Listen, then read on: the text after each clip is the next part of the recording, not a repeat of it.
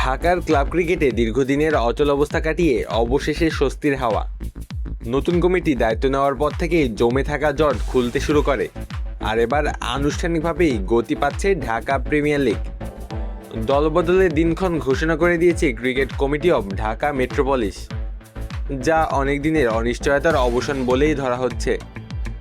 ঘোষণা অনুযায়ী আগামী 18 ও 19 এপ্রিল অনুষ্ঠিত হবে দলবদল।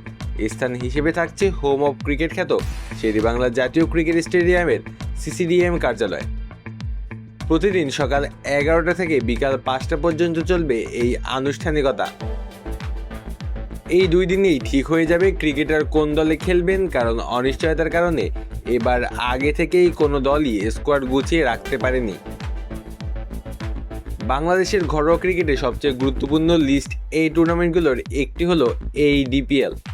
শুধু প্রতিযোগিতা নয়, জাতীয় দলের আশেপাশে থাকা অনেক ক্রিকেটারদের জন্য এটি আয়ের বড় একটি মাধ্যমও।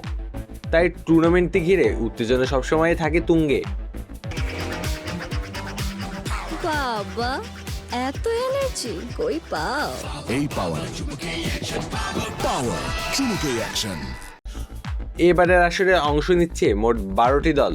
তারা হলো Abahani limited, Mohammedan sporting club limited, Gazi group cricketers, legends of Rupganj, Gulshan cricket club, Agrani bank cricket club, prime bank cricket club, Bashundhara strikers, Rupganj tiger cricket club, brothers union limited, city club এবং ঢাকা পিওপার্টস।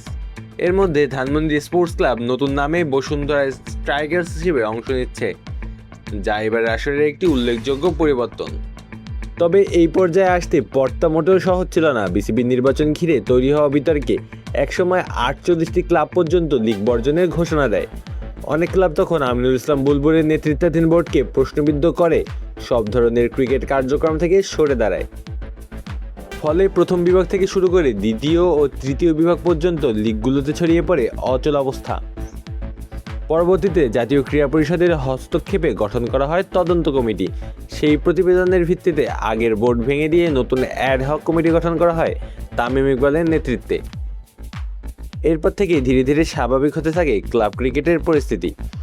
সবকিছু ঠিকঠাক থাকলে মে মাসের শুরুতেই মাঠে গড়াবে এবারের ডিপিএল। এবার খেলা হবে সিঙ্গেল লিগ ফরম্যাটে, থাকছে না সুপার লিগ, এমনকি রেলিগেশনও রাখা হয়নি। ফলে শুরু থেকেই প্রতিটি ম্যাচ হবে সমান গুরুত্বপূর্ণ। সব মিলিয়ে অনিশ্চয়তা আর বিতর্ক পেরিয়ে ডিপিএল এখন নতুন শুরুর অপেক্ষায়।